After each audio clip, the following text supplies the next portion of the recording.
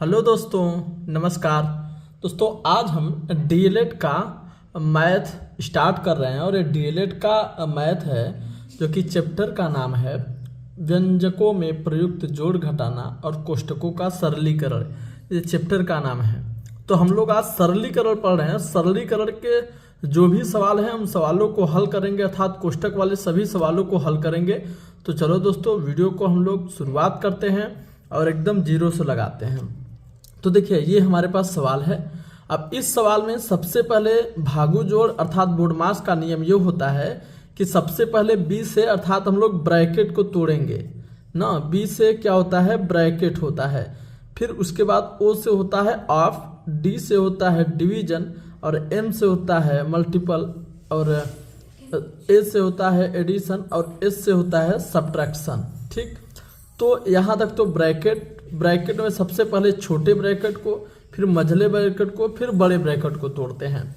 फिर आप का मतलब होता है क्या? अर्थात कोष्ठक और किसी संख्या के बीच में कोई चिन्ह ना हो तो वहां पर आप अर्थात का चिन्ह होता है। फिर उसके बाद हम लोग भाग को हल करेंगे, उसके बाद गुणा को हल करेंगे, फिर उसके बाद जोड़ को हल करेंगे, फिर उसके बाद घटाना को हल करेंगे। यही हमारा सीरियल रहने वाला है। तो इसी सीरियल से हम लोग हल करेंगे। अब देखिए, यहाँ पर है हमारा 3 भागे फिर मझला कोष्ठक 2 माइनस 3 गुणते 6 भागे 2 फिर सभी कोष्ठक बंद। अब इसे हमें हल करना है। तो सबसे पहले क्या करेंगे? सबसे पहले छोटे वाले कोष्ठक को हल करना है। तो हम इसे जो का त्यों लिखेंगे 3 भागे फिर मझला कोष्ठक 2 माइनस, अब देखिए 3 फिर गुणते हैं। तो सबसे पहले देखिए कोष्ठक के अंदर, अब फिर सबसे पहले क्या हल करेंगे? भाग को। तो 2 तिया 6, ये 3 आएगा। फिर ये मझला कोष्ठक बंद, फिर बड़ा कोष्ठक बंद। अब फिर से हल करेंगे तो 3 भागे फिर मझला कोष्ठक 2 माइनस, अब 3 त्रिक्का 9, तो यहाँ 9 हो जाएगा। ठीक, कोष्ठक हट गया, ये माइनस। अब मझला छोटा कोष्ठक खत्म हो गया। अब ये मझला कोष्ठक फिर बड़ा कोष्ठक। अब हम इसको हल करेंगे। अब देखेंगे यहाँ पर हमारा आता है 3 भागे, अब देखिए क्या आएगा कि 2 माइनस। ठीक, अब 2 माइनस 7 है तो 9 है तो घटाएंगे तो माइनस का 7 आएगा। ठीक, मझला कोष्ठक फिर ये आ गया। अब हम देखिए इसे क्या कर सकते हैं, इसको हटाएंगे तो 3 भागे कोष्ठक में -7 हम लिख लेंगे। अब बड़ा कोष्ठक, तो इसे हम लिख सकते हैं -3/7। इस तरह से हम इसको लिख सकते हैं। ठीक, ये हमारा सवाल हो गया। अब देखिए अगला हम और एक सवाल ले रहे हैं जो कि बहुत बढ़िया सवाल है, उसे हम हल करेंगे। अब देखिए दूसरा हमारा सवाल है कि 23 + 6 भागे 2 प्लस फिर छोटे कोष्ठक में 6 गुणते 8 भागे 4। इस तरह से सवाल दिया हुआ है। अब हम देखिए इसे हल करते हुए चलेंगे। तो अब हम देखिए यहाँ पर कर रहे हैं, सबसे पहले तो 23 को लिख लेंगे। ठीक, 23 को लिखने के बाद अब हमने क्या बताया कि सबसे पहले क्या हल करेंगे?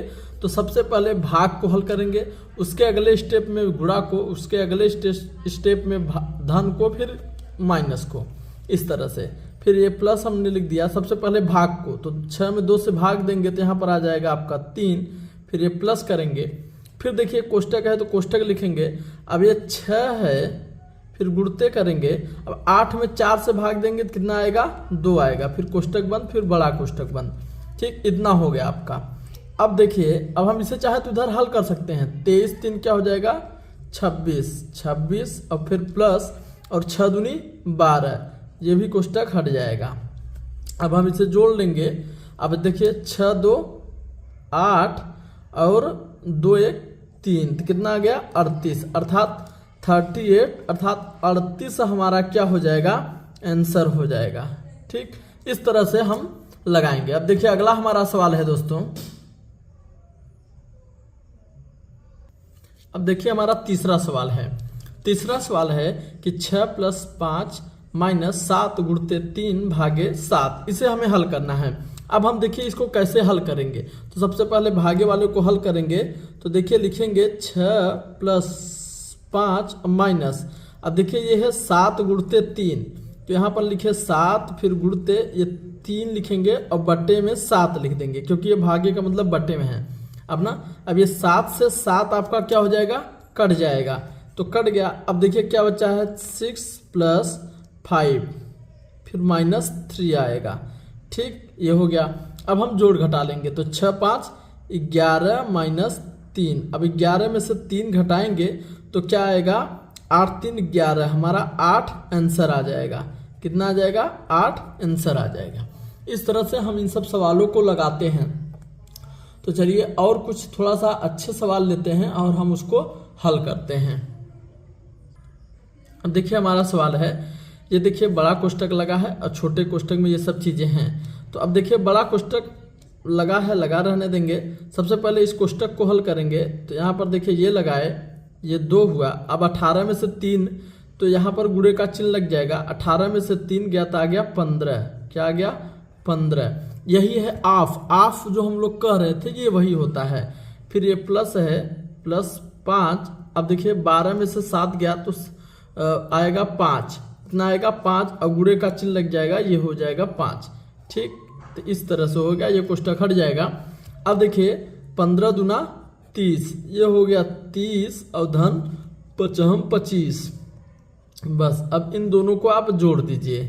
ठीक, ये कोष्टक घटक। उसके बाद 30 और 25 जोड़ेंगे तो 30 × 20 = 50, 5 = 55। कितना आ जाएगा, 55 आपका आंसर हो जाएगा। तो इस तरह से हम इसको लगाते हैं। तो बोर्ड मास के सवाल इसी तरह से हल किए जाते हैं।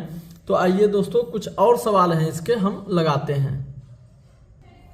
अब देखिए हमारा सवाल है अगला कि 5 करड़ी में 25 भागे 5 + 5। अब देखिए सबसे पहले क्या करना होगा, इसे हमें हल करना है। तो अब इसे हल करना है तो सबसे पहले हमने ये 5 लिख लिया।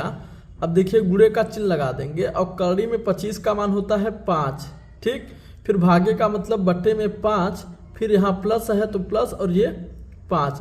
इस 5 से ये 5 कट जाएगा, तो अब क्या बचा, ये 5 बचा और +5 बचा। तो 5 × 5 कितना हो जाएगा, 10 हो जाएगा।